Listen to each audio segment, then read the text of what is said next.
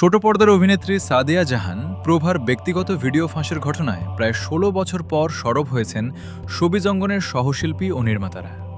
দীর্ঘদিন পর আলোচনায় আসা এই ইস্যুতে অভিযুক্ত রাজীব হাসানের বিরুদ্ধে বিচার না হওয়াকে কেন্দ্র করে সোশ্যাল মিডিয়ায় ক্ষোভ প্রকাশ করছেন অনেকে।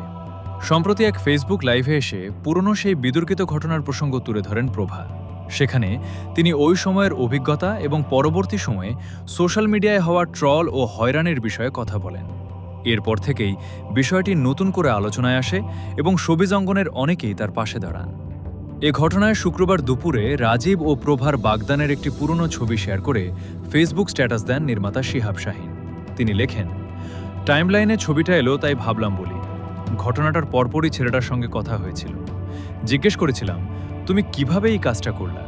যাকে ভালোবাসো কিভাবে তার এত বড় ক্ষতি করলা? ইনিয়ে বিনিয়ে অনেক কথা বলেছিল সে। পরে প্রমাণ হয়েছে সব মিথ্যা। তিনি আরও লেখেন, এত বড় একটা অপরাধ অথচ তার কিছুই হয়নি। তার গ্রেপ্তার হওয়ার কথা হয়নি, বিচার হওয়ার কথা হয়নি, জেলে থাকার কথা কিছুই হয়নি। অবশ্য তখন এ নিয়ে কোনো আইন ছিল না, আর সবাই ব্যস্ত ছিল প্রভার ১৪ গোষ্ঠী উদ্ধার করতে। সম্প্রতি এক ফেসবুক লাইভে এসে পুরনো সেই বিতর্কিত ঘটনার প্রসঙ্গ তুলে ধরেন প্রভা। সেখানে তিনি ওই সময়ের অভিজ্ঞতা এবং পরবর্তী সময়ে সোশ্যাল মিডিয়ায় হওয়া ট্রল ও হয়রানির বিষয়ে কথা বলেন।